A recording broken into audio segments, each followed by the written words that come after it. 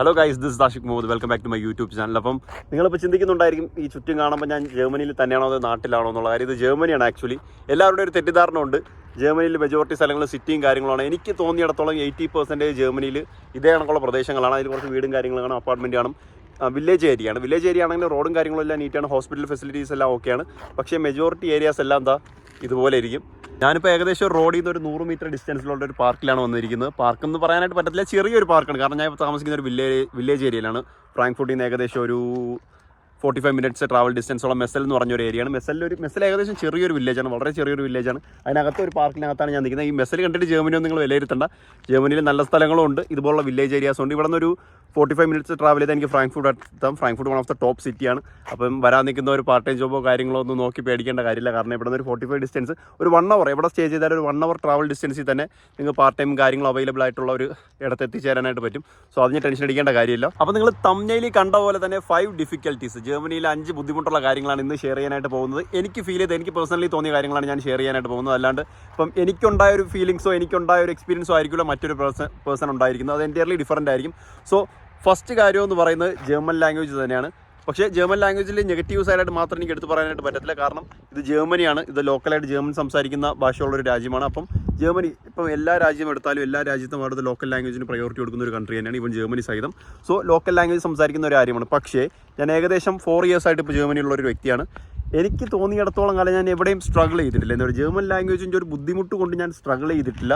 പക്ഷേ പൊതുവേ ഈ സ്ട്രഗ്ലിങ് കേൾക്കുന്നുണ്ട് ആൾക്കാർ. നല്ല ഔട്ടർ ഏരിയയിലൊക്കെ താമസിക്കുന്ന ആൾക്കാർ ജർമ്മൻ ലാംഗ്വേജ് സംസാരിക്കാൻ പറ്റാത്ത രീതിയിൽ സ്ട്രഗിൾ ചെയ്യുന്നതായിട്ട് കേട്ടിട്ടുണ്ട്. But at the same time 4 ഇയേഴ്സായിട്ട് ഞാൻ ജർമ്മനിയിലുണ്ട്. ഇപ്പോൾ ഞാൻ സ്റ്റേ ചെയ്യുന്നത് ഒരു വില്ലേജിലാണ്. ഈ ഒരു ജർമ്മൻ ലാംഗ്വേജ് ഇല്ല എന്നൊരു രീതിക്ക് എനിക്ക് സ്ട്രഗിൾ ചെയ്യേണ്ടി വന്നിട്ടില്ല. ഇതുവരെ എനിക്ക് പാർട്ട് ടൈം ജോബും കിട്ടാണ്ടിരുന്നിട്ടില്ല. കാരണം ഏകദേശം 8-9 പാർട്ട് ടൈം ജോബ്സ് ഞാൻ ചെയ്തിട്ടുണ്ട്. 8-9 ഡിഫറൻറ്റ് പാർട്ട് ടൈം ജോബ്സാണ് ചെയ്തിരിക്കുന്നത്. ഇതിനൊന്നിനും ലാംഗ്വേജ് എൻ്റെ അടുക്ക ചോദിച്ചിട്ടില്ല. കാരണം നിങ്ങൾക്കൊരു മൈൻഡ് സെറ്റ് ഉണ്ടെങ്കിൽ 100% നിങ്ങൾ 100% എഫേർട്ട് എടുത്ത് ഒരു ജോബ് ചെയ്യാനായിട്ട് വില്ലിംഗ് ആണ്, എല്ലാ ജോലിക്കും ഇറങ്ങി തപ്പാനായിട്ട് വില്ലിംഗ് ആണ്. അങ്ങനെ ഒരു മൈൻഡിൽ നിൽക്കുകയാണെന്നുണ്ടെങ്കിൽ പാർട്ട് ടൈം ഒക്കെ വിത്തൗട്ട് ലാംഗ്വേജ് കണ്ടുപിടിക്കാനായിട്ട് പറ്റും. കാരണം നമ്മൾ ട്രൈ ചെയ്യണം, നമ്മൾ ശ്രമിച്ചുകൊണ്ടിരുന്നാൽ മാത്രമേ നമുക്കത് കിട്ടൂ. അല്ലാണ്ട് നമ്മളിപ്പോൾ എല്ലാം കയറി ലിങ്ക്ഡിനിൽ കയറി അപ്ലൈ ചെയ്തെന്ന് പറഞ്ഞാൽ നമുക്ക് ഒരിക്കലും കിട്ടണമെന്നില്ല. ദിവസം ഞാനൊക്കെ വന്ന ടൈമിൽ എന്ന് പറഞ്ഞാൽ ഏകദേശം എല്ലാ ഷോപ്പിലും കയറി ജോലി ചോദിക്കും. അതായത് ഇപ്പോൾ ഫ്രാങ്ക്ഫർട്ടിൻ്റെ അടുത്താണ് ഞാൻ ചെയ്തുകൊണ്ടിരുന്നത് അന്നത്തെ സമയം. ഏകദേശം ഫ്രാങ്ക്ഫർട്ടിൽ ഇറങ്ങിയ അങ്ങ് ഇങ്ങറ്റമുള്ള എല്ലാ ഷോപ്പിലും എവരുടെ ഏകദേശം എനിക്ക് 10 ദിവസം എനിക്കൊരു പാർട്ട് ടൈം ജോലി കിട്ടി. ഞാൻ ജർമ്മനിയിൽ വന്ന് ഇവൻ സിറ്റി രജിസ്ട്രേഷൻ കഴിഞ്ഞു. Normally tax I D social security കിട്ടിയതിന് ശേഷം മാത്രമേ ഒരു ജോബാവും. ഞാൻ വന്നിറങ്ങി 10 ഡേയ്സിനുള്ളിൽ എനിക്കൊരു ജോലി കിട്ടി വിത്തൗട്ട് ജർമ്മൻ ലാംഗ്വേജ്. സോ എങ്കിലും ഒരു PR കാര്യങ്ങൾ അങ്ങോട്ടേക്ക് പോകുമ്പോഴും ഒരു ഫ്യൂച്ചർ ഇവിടെ സ്റ്റേ ചെയ്യാൻ ഉദ്ദേശിക്കുന്ന ഒരു വ്യക്തിയാണെന്നുണ്ടെങ്കിൽ ഒരു PR കിട്ടി ഫാമിലി എല്ലാം കൊണ്ടുവന്ന് ഇവിടെ സെറ്റിൽ ആവാൻ ഉദ്ദേശിക്കുന്ന ഒരു വ്യക്തിയാണെന്നുണ്ടെങ്കിൽ 100% എന്തായാലും ജർമ്മൻ ലാംഗ്വേജ് വേണം. കാരണം PR കിട്ടാനായിട്ടും B2 ലെവൽ വേണം. നിങ്ങളെ കരിയറിന് ഒരു നല്ലൊരു പൊസിഷനിലേക്ക് പോകാനായിട്ട് ജർമ്മൻ ലാംഗ്വേജ് വേണം. അങ്ങനെ കുറേ കാര്യങ്ങൾ. ജർമ്മൻ ലാംഗ്വേജ് ഇല്ലെങ്കിൽ നമുക്ക് നല്ലൊരു ജോബ് കിട്ടത്തില്ല എന്നല്ല ഞാൻ പറയുന്നത്. ജർമ്മൻ ലാംഗ്വേജ് ഉണ്ടെങ്കിൽ ഓൾവേസ് നിങ്ങൾക്ക് നിങ്ങളെ കരിയർ ബൂസ്റ്റപ്പ് ചെയ്യാനായിട്ട് പറ്റും. കുറച്ചുകൂടെ ഈസിയാണ്. കാരണം അതായത് ഒരു 100 പേരെടുത്താൽ ഒരു 100 പേര് ഇംഗ്ലീഷ് സംസാരിക്കുന്ന ആൾക്കാരായിരിക്കത്തില്ല, പക്ഷേ 100 പേരും ജർമ്മൻ സംസാരിക്കുന്ന ആൾക്കാരാണ്. അപ്പം നമുക്ക് 100 പേരുടെയും ഓപ്പർച്യൂണിറ്റി നമുക്ക് യൂട്ടിലൈസ് ചെയ്യാനായിട്ട് പറ്റും. കാരണം നമ്മൾ കോൺടാക്റ്റ് ബിൽഡ് ചെയ്യുന്നതാണ്. എവിടെ പോയാലും നമുക്കൊരു ജോബ് കിട്ടുന്നതായാലും ഒരു ബിസിനസ് ബിൽഡ് ചെയ്യുന്നതായാലും ഒരു മണി മേക്കിംഗ് മെത്തേഡായാലും നമുക്ക് ഒരു ഐഡിയാസ് കിട്ടുന്നത്. സോ 100 പേരിൽ നമ്മളൊരു 40% മാത്രം യൂസ് ചെയ്യേണ്ടതായിട്ട് വരും വിത്തൗട്ട് ലാംഗ്വേജ്. അതർവൈസ് നിങ്ങൾ ജർമ്മൻ ലാംഗ്വേജ് കൂടെ ക്യാച്ച് ചെയ്താൽ 100% ഓപ്പർച്യൂണിറ്റി യൂട്ടിലൈസ് ചെയ്യാനായിട്ട് പറ്റും. അപ്പോൾ രണ്ടാമത്തെ ഡിഫിക്കൽറ്റി പറയുകയാണെന്നുണ്ടെങ്കിൽ ഹോസ്പിറ്റാലിറ്റി. ഇപ്പോൾ എല്ലാവർക്കും അറിയാം, ആൾറെഡി ജർമ്മനിയിൽ നിൽക്കുന്നവർക്ക് പ്രോപ്പറായിട്ട് മനസ്സിലായി കാണും. ഇവിടെ ഹോസ്പിറ്റാലിറ്റി എന്ന് പറഞ്ഞാൽ നാട്ടിൽ വെച്ച് നമ്മൾ കമ്പയർ ചെയ്യണമെങ്കിൽ വളരെ വേസ്റ്റാണ്. ഒരു എമർജൻസി സിറ്റുവേഷൻ വന്നാൽ നമുക്ക് ട്രീറ്റ്മെൻറ്റും കാര്യങ്ങളും കിട്ടുമെന്നുണ്ടെങ്കിലും ഇപ്പോൾ ഒരു ലോങ് ടൈം പ്രോസസ്സാണ്. ഇപ്പോൾ ഒരു വെരിക്കോസ് പെയിൻ അങ്ങനെയുള്ള ഏതെങ്കിലും ഒരു അസുഖമുണ്ട്, നമുക്കൊന്ന് ഡോക്ടറെ കാണിക്കണം, നമുക്ക് ഓപ്പറേറ്റ് ചെയ്യണമെന്നുണ്ട്. പക്ഷേ നമ്മൾ 125 യൂറോ ഏകദേശം ഇൻഷുറൻസ് അടയ്ക്കുന്ന ഒരു വ്യക്തിയാണ്. ഒരു വർക്ക് പെർമിറ്റിലാണെന്നുണ്ടെങ്കിൽ അത് ഡബിൾ ചെയ്ത് 250 യൂറോ നിങ്ങൾ ഇൻഷുറൻസ് അടയ്ക്കണം. സ്റ്റുഡൻ്റ് ആയിരിക്കും 125 യൂറോ. ഏകദേശം നാട്ടിലൊരു 10,000 രൂപ പെർ മന്ത് നമ്മൾ ഇൻഷുറൻസിന് പേയ്മെൻറ്റ് ചെയ്താലും അതിനുള്ളൊരു ഫെസിലിറ്റീസ് ഇവിടെ കിട്ടത്തില്ല, അതിനുള്ളൊരു പ്രയോറിറ്റി ഇവിടെ കിട്ടത്തില്ല. ഒരു എമർജൻസി കേസാണെങ്കിൽ ട്രീറ്റ്മെൻറ്റും കാര്യങ്ങളും എല്ലാം നടക്കുമെന്നുണ്ടെങ്കിലും നിങ്ങൾക്ക് ഒരു ലോങ് ടൈം ഇപ്പോൾ പറഞ്ഞാൽ ഒരു വെരിക്കോസ് പെയിൻ അതേ രീതിക്കുള്ള ഒരു ഓപ്പറേഷൻ ഒക്കെ ആണെങ്കിൽ ഒരു വർഷം കഴിഞ്ഞിട്ട് 2 വർഷം കഴിഞ്ഞിട്ട് പോവാം. പിന്നെ സെക്കൻഡ് തിങ് എന്ന് പറഞ്ഞാൽ അപ്പോയിൻമെൻറ്റ് കിട്ടാനായിട്ട് വളരെ ബുദ്ധിമുട്ടാണ്. അറ്റ് ദ സെയിം ടൈം നാട്ടിലാണെന്നുണ്ടെങ്കിൽ നമുക്കിപ്പോൾ ഏതൊരു രോഗം വന്നാലും എന്തായാലും നമുക്ക് ഇമീഡിയറ്റ് ആയിട്ട് ഒരു ഡോക്ടറെ കണ്ട് അതിനുള്ള കാര്യങ്ങൾ ചെയ്യാനായിട്ട് പറ്റും. So at the same time ഇവിടെ അങ്ങനെയല്ല. ഇവിടെ അപ്പോയിൻമെൻറ്റിനും വളരെ ലാഗാണ്. അപ്പോയിൻമെൻറ്റ് നമ്മൾ ഓൺലൈനിൽ കയറി ബുക്ക് ചെയ്യണം. ഇൻ കേസ് ഡോക്ടറെ കണ്ടാൽ തന്നെ ഏകദേശം ഒരു ലോങ് പീരീഡ് ആയിരിക്കും തരുന്നത്. ഓപ്പറേഷൻ കാര്യങ്ങളൊക്കെ ഏകദേശം നമുക്കിപ്പോൾ ഒരു 6 മാസത്തിൽ ചെയ്യേണ്ട കാര്യമാണെങ്കിൽ ഒരു വർഷമൊക്കെ പറഞ്ഞോളാം. സോ അതെനിക്കൊരു നെഗറ്റീവായിട്ട് ഫീൽ ചെയ്തിട്ടുണ്ട്. സോ ഇവിടെ ഇൻഷുറൻസ് എടുക്കുന്നതിൻ്റെ കൂടെ തന്നെ ഞാൻ നാട്ടിലും ഇൻഷുറൻസ് എടുത്തിട്ടുണ്ട്. കാരണം ഇൻ കേസ് സപ്പോസ് ഏതെങ്കിലും ഒരു അസുഖ കാര്യങ്ങളോ എന്തെങ്കിലും വന്നാലും ഇവിടെ ട്രീറ്റ്മെൻറ്റ് ചെയ്യാൻ ഞാൻ ഉദ്ദേശിക്കുന്ന ഒരു പേഴ്സണൽ എന്തെങ്കിലും ട്രീറ്റ്മെൻറ്റ് ആവശ്യം ഒരു ഓപ്പറേഷൻ കേസോ എന്തെങ്കിലും വന്നാലും 100% ഞാൻ നാട്ടിലായിരിക്കും ചെയ്യുന്നത്, ഇവിടെ ആയിരിക്കത്തില്ല. പക്ഷേ ഞാൻ ഇൻഷുറൻസ് പേയ്മെൻറ്റ് ചെയ്യുന്നുണ്ട്, ബെസ്റ്റ് ഡോക്ടേഴ്സൊക്കെ തന്നെയാണ്. പക്ഷേ എനിക്ക് പേഴ്സണലി താല്പര്യമില്ല ഇവിടെ എനിക്ക് ട്രീറ്റ്മെൻറ്റ് മുമ്പോട്ട് പോകാൻ, എന്തെങ്കിലും ഒരു ഹെൽത്ത് ഇഷ്യൂസ് ട്രീറ്റ്മെൻറ്റ് ചെയ്യാനോ എനിക്ക് താല്പര്യമില്ല. അതൊരു നെഗറ്റീവ് സൈഡായിട്ട് തന്നെ എടുത്ത് പറയാൻ പറ്റുന്ന ഒരു കാര്യമാണ്. മൂന്നാമത്തെ കാര്യം എന്ന് പറയുന്നത് ട്രാൻസ്പോർട്ടേഷനാണ്. ഇപ്പോൾ നിങ്ങൾ ചിന്തിക്കുന്നുണ്ടായിരിക്കും ജർമ്മനി പോലെ ഇത്രയും ഡെവലപ്ഡ് ആയിട്ടുള്ള ഒരു രാജ്യത്ത് ട്രാൻസ്പോർട്ടേഷൻ എന്തെങ്കിലും പ്രോബ്ലമോ കാര്യങ്ങളോ ഉണ്ടോ എന്നുള്ള കാര്യം. ട്രാൻസ്പോർട്ടേഷൻ എന്ന് പറയുമ്പോൾ ഇപ്പം ബെർലിൻ, മ്യൂണിക്ക്, ഹാംബർഗ്, ഫ്രാങ്ക്ഫർട്ട് തുടങ്ങിയ സിറ്റീസിലൊന്നും നോ ഇഷ്യൂസ്. കാരണം എവരി 10 മിനിറ്റ്സ് 15 മിനിറ്റ്സിൽ എല്ലായിടത്തേക്കുള്ള അതായത് ട്രാൻസ്പോർട്ടേഷൻ ഫെസിലിറ്റീസ് ഉണ്ടായിരിക്കും. But at the same time നിങ്ങളൊരു ഔട്ടർ ഏരിയയിലാണ് സ്റ്റേ ചെയ്യണമെന്നുണ്ടെങ്കിൽ ഒരു നൈറ്റ് ഒരു 10 മണി 11 മണി കഴിഞ്ഞ് കഴിഞ്ഞാൽ ഏകദേശം 1 hour or 2 hour കൂടുമ്പോഴേക്കായിരിക്കും ബസ്സും കാര്യങ്ങളൊക്കെ അവൈലബിൾ ആയിട്ടുള്ളത്. ഇൻ കേസ് അണ്ടർഗ്രൗണ്ട് ട്രെയിൻ ഉണ്ട്, ഇവിടെ S-Bahn ഉണ്ട്, U-Bahn ഉണ്ട്, ബസ്സസ് ഉണ്ട്, ഒരുപാട് ട്രാൻസ്പോർട്ടേഷൻ ഫെസിലിറ്റീസ് ഉണ്ടെങ്കിലും ഒരു ഔട്ടർ ഏരിയയിലോട്ടെല്ലാം ബസ്സായിരിക്കും കൂടുതൽ ഡിപ്പെൻഡ് ചെയ്യേണ്ടി വരുന്നത്. സോ ബസ് ഡിപ്പെൻഡ് ചെയ്യുന്ന ഒരു ഏരിയയിലാണ് നിങ്ങൾ സ്റ്റേ ചെയ്യുന്നതെന്നുണ്ടെങ്കിൽ ഒരു രാത്രി 10 മണി മുതൽ രാവിലെ ഒരു 5 മണി വരെയൊക്കെ 1 hour 2 hour കൂടുമ്പോഴായിരിക്കും ഒരു ബസ് അവൈലബിൾ ആയിട്ടുള്ളത്. ചില ഏരിയാസിൽ ബസ് പോലും കാണത്തില്ല. 10 മണിയോ 11 മണിയോ കഴിഞ്ഞ് കഴിഞ്ഞാൽ ഏകദേശം 4:30 ആയിരിക്കും ബസ് സ്റ്റാർട്ട് ചെയ്ത്. അതൊരു ബുദ്ധിമുട്ട് തന്നെയാണ്. But at the same time മറ്റ് സിറ്റീസ് എടുത്തു കഴിഞ്ഞാൽ ഫ്രാങ്ക്ഫർട്ട് എടുത്തോട്ടെ, ബെർലിൻ എടുത്തോട്ടെ, മ്യൂണിക് എടുത്തോട്ടെ, ഹാംബർഗ് എടുത്തോട്ടെ, ഈ വലിയ ഏരിയാസിലെല്ലാം തന്നെ 10-15 മിനിറ്റും കൂടുമ്പോൾ തന്നെ ഏത് സറൗണ്ട് ചെയ്ത് നല്ല ട്രാൻസ്പോർട്ടേഷൻ ഫെസിലിറ്റീസ് ഉണ്ട്. പക്ഷേ ഉള്ള ഏരിയയിലാണെങ്കിൽ ഇത്രയും ട്രാൻസ്പോർട്ടേഷൻ ഫെസിലിറ്റീസ് ഇല്ല. കാരണം ഒരുപാട് ഇൻ്റർനാഷണൽസ് സ്റ്റേ ചെയ്യുന്ന ഒരു പെർട്ടിക്കുലർ കൺട്രിയാണ് ജർമ്മനി. അപ്പോൾ ജർമ്മനി പോലുള്ള ഒരു രാജ്യത്ത് എല്ലായിടത്തേക്കും ഒരു 30 മിനിറ്റ്സ് ഓർ 1 hour കൂടുമ്പോൾ തന്നെ എല്ലാ ഏരിയയിലും ഔട്ടർ ഏരിയ ആയിക്കോട്ടെ, ഇന്നർ ഏരിയ ആയിക്കോട്ടെ, ഒരു ട്രാൻസ്പോർട്ടേഷൻ ഫെസിലിറ്റി കുറച്ചുകൂടെ ഒന്ന് ബെറ്റർ ആവണമെന്ന് എനിക്ക് തോന്നിയിട്ടുണ്ട്, പേഴ്സണലി തോന്നിയിട്ടുണ്ട്. കാരണം വില്ലേജ് ഏരിയയിലൊക്കെ ഉള്ളവർ കുറച്ച് ബുദ്ധിമുട്ടിയാണ്. 1 hour ഇപ്പോൾ പാർട്ട് ടൈം ഒക്കെ കഴിഞ്ഞ് വരുന്ന വില്ലേജ് ഏരിയയിൽ സ്റ്റേ ചെയ്യുന്ന ഒരു പേഴ്സൺ ആണെന്നുണ്ടെങ്കിൽ പാർട്ട് ടൈം കഴിഞ്ഞതിന് ശേഷം ഒരു 1 hour ഒക്കെ ബസ്സിനൊക്കെ വെയിറ്റ് ചെയ്തിട്ട് വേണം വരേണ്ടതായിട്ടുള്ളത്.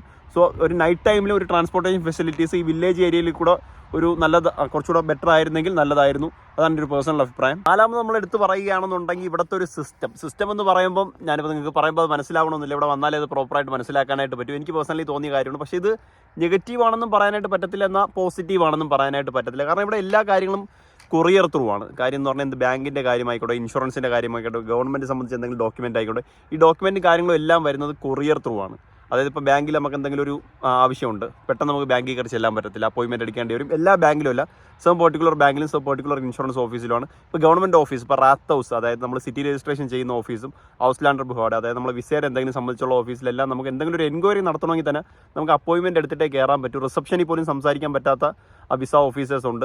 ലൈക്ക് വിസ ഓഫീസർ അറ്റ്ലീസ്റ്റ് റിസപ്ഷനിൽ കയറി നമ്മളെ കാര്യം ഇൻഫോം ചെയ്യാൻ പോലും പറ്റത്തില്ല. പക്ഷേ കൊറിയർ അയക്കേണ്ടതായിട്ട് വരും. പിന്നെ നമുക്ക് എന്തെങ്കിലും ഒരു എമർജൻസി ഉണ്ട്, ഒരു ബാങ്കിൻ്റെ ഒരു പിൻ കോഡോ കാര്യങ്ങളോ എന്തെങ്കിലും ചേഞ്ച് ചെയ്യണമെന്നുണ്ടെങ്കിൽ തന്നെ ഇമീഡിയറ്റ് ആയിട്ട് നമുക്ക് ചെയ്യാനായിട്ട് പറ്റത്തില്ല. ഇതെല്ലാം ബാങ്കിൽ നിന്ന് കൊറിയറും കാര്യങ്ങളും എല്ലാം അവർ നമ്മളെ കൊറിയർ ബോക്സിൽ അയച്ചു തരും. ഇപ്പോൾ ഒരു ATM വരുന്നതിൻ്റെ ഫസ്റ്റ് അവർ ATM അയച്ചു തരും. ഏകദേശം ഒരു 1 week കഴിഞ്ഞോ 10 days കഴിഞ്ഞിട്ടായിരിക്കും അതിൻ്റെ പിൻ അയച്ചു തരുന്നത്.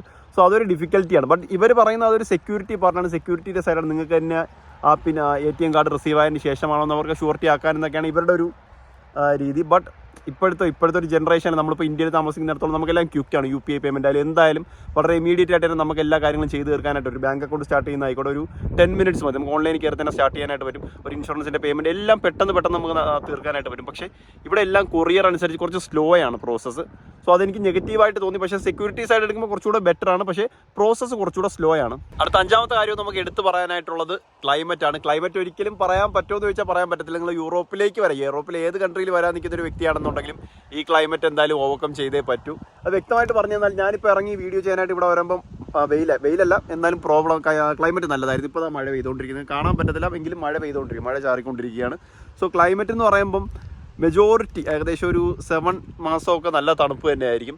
ഇപ്പം വിൻ്റർ പറയുന്നത് 3 മാസമാണെങ്കിൽ ഒരു 7 മാസമൊക്കെ തണുപ്പ് തന്നെയായിരിക്കും. തണുപ്പ് നമ്മൾ സർവൈവ് ചെയ്യേണ്ടതായിട്ട് വരും. സർവൈവ് ചെയ്യാൻ പറ്റുന്ന രീതിക്കുള്ള തണുപ്പും കാര്യങ്ങളൊക്കെ ഉള്ളൂ. പക്ഷേ ഇന്ത്യയിലെ ക്ലൈമറ്റ് പ്രതീക്ഷിച്ച് ഒരിക്കലും യൂറോപ്പിൽ വരുന്നെങ്കിൽ നമുക്ക് യൂറോപ്പിൽ വരാനേ പറ്റത്തില്ല. സോ അതൊന്നും ഓവർകം ചെയ്യാനായിട്ട് പറ്റിയിരിക്കണം. പിന്നെ ഒരു ടൈമിങ്ങോ കാര്യങ്ങളോ ഒന്നുമില്ല. ഇപ്പോൾ വിൻ്റർ സമയമാണെങ്കിലും മഴ കാണും, ഇപ്പോൾ സമ്മർ ആണെങ്കിലും മഴ കാണും. ഏത് സമയത്തോടെ മഴ കാര്യങ്ങളൊക്കെ പെയ്യാം. നമുക്കൊരു പ്രെഡിക്റ്റ് ചെയ്യാൻ പറ്റാത്ത രീതിക്കുള്ളൊരു ക്ലൈമറ്റാണ് ജർമ്മനി പോലുള്ള രാജ്യങ്ങളിലുള്ള. ജർമ്മനി മാത്രമല്ല, ഓൾ യൂറോപ്പ്, ഇപ്പോൾ UK എടുത്താലും നമ്മളിപ്പോൾ ഇതിൻ്റെ അടുത്ത് കിടക്കുന്ന ഓസ്ട്രിയ എടുത്താലും ഫ്രാൻസ് എടുത്താലും ഓൾമോസ്റ്റ് സെയിം ക്ലൈമറ്റ് തന്നെയാണ്. ഇപ്പോൾ തന്നെ ഉണ്ട്, ഞാൻ വീഡിയോ എടുക്കാനായിട്ട് ഇറങ്ങി വന്നു, വീഡിയോ എടുത്തുകൊണ്ടിരിക്കുമ്പോൾ തന്നെ മഴ പെയ്യുന്നുണ്ട്. ഒരു മഴയോ ഒന്നും കാണിച്ചിട്ടില്ലായിരുന്നു, സ്റ്റിൽ മഴ പെയ്യുന്നുണ്ട്. അപ്പോൾ ക്ലൈമറ്റ് പ്രെഡിക്റ്റ് ചെയ്യാൻ പറ്റത്തില്ല, എപ്പോഴാണോ എന്തുകൊണ്ടോ സംഭവിക്കാം. എന്തായാലും വിൻ്റർ, സമ്മർ, ഓട്ടം, സ്പ്രിംഗ് ഇങ്ങനെ 4 രീതിയിലാണ് കാറ്റഗറൈസ് ചെയ്തിരിക്കുന്നത് ഇവിടെ. പക്ഷേ എപ്പോഴോ മഴയും കാര്യങ്ങളൊക്കെ പെയ്യാനായിട്ട് പറ്റും. ഇപ്പോൾ വിൻ്റർ ഇപ്പോൾ നോർമലി നമ്മൾ ഇറങ്ങുമ്പോൾ നോർമൽ ഡ്രസ്സ് ഇട്ടുകൊണ്ട് ഇറങ്ങിയാൽ പെട്ടെന്നായിരിക്കും ചിലപ്പോൾ മഞ്ഞോ കാര്യങ്ങളൊക്കെ വരുന്നത്. അങ്ങനെ ഉണ്ട് ഇവിടെ ആക്ച്വലി. അപ്പോൾ ക്ലൈമറ്റ് നമുക്ക് പ്രെഡിക്റ്റ് ചെയ്യാനായിട്ട് പറ്റത്തില്ല. സോ ഇത്രയും കാര്യങ്ങളാണ് ഇവിടെ ഒരു 5 ഡിഫിക്കൽറ്റി ആയിട്ട് എനിക്ക് പേഴ്സണലി തോന്നി. ഇതിൽ തന്നെ ഡിഫിക്കൽറ്റി ആണെന്ന് പറയാനായിട്ടൊന്നും പറ്റത്തില്ല. യൂറോപ്പിലെ ബേസ് ആയിട്ടുള്ള കാര്യങ്ങൾ ഇങ്ങനെ തന്നെയാണ്. അവർ ഈ രീതിക്ക് എന്തായാലും ഫോളോ ചെയ്ത് പോവുകയും ചെയ്യത്തുള്ളൂ. അപ്പോൾ ഗൈസ് നിങ്ങൾക്ക് വീഡിയോ ഇഷ്ടപ്പെട്ടെന്ന് കരുതുന്നു. വീഡിയോ ഇഷ്ടപ്പെട്ടാൽ ലൈക്ക് ചെയ്യുക, ഷെയർ ചെയ്യുക, സബ്സ്ക്രൈബ് ചെയ്യുക. നിങ്ങൾക്ക് എന്തെങ്കിലും ഡൗട്ടോ കാര്യങ്ങളോ എന്തെങ്കിലും ഉണ്ടെങ്കിൽ ഇൻസ്റ്റാഗ്രാം ലിങ്ക് താഴെ കൊടുത്തേക്കാം. അതുപോലെ തന്നെ നിങ്ങൾ ജർമ്മനിയിലേക്ക് അഡ്മിഷൻ നോക്കുന്ന ഒരു വ്യക്തിയാണെന്നുണ്ടെങ്കിൽ വെസ്റ്റ ഇന്റർനാഷണൽ നമ്മുടെ കമ്പനിയുടെ പേര്, കമ്പനി നമ്പറും കാര്യങ്ങളും എല്ലാം ഞാൻ ഡിസ്ക്രിപ്ഷനിൽ കൊടുത്തേക്കാം. നിങ്ങൾക്ക് എനിക്ക് പേഴ്സണലി മെസ്സേജ് അയക്കാനായിട്ട് ഇൻസ്റ്റാഗ്രാം ഐഡിയും കൊടുത്തേക്കാം. സോ ചാനൽ ഒന്ന് സബ്സ്ക്രൈബ് ചെയ്തേക്കാം. നെക്സ്റ്റ് വീഡിയോയിൽ കാണുന്നവരായിരിക്കും. ബൈ.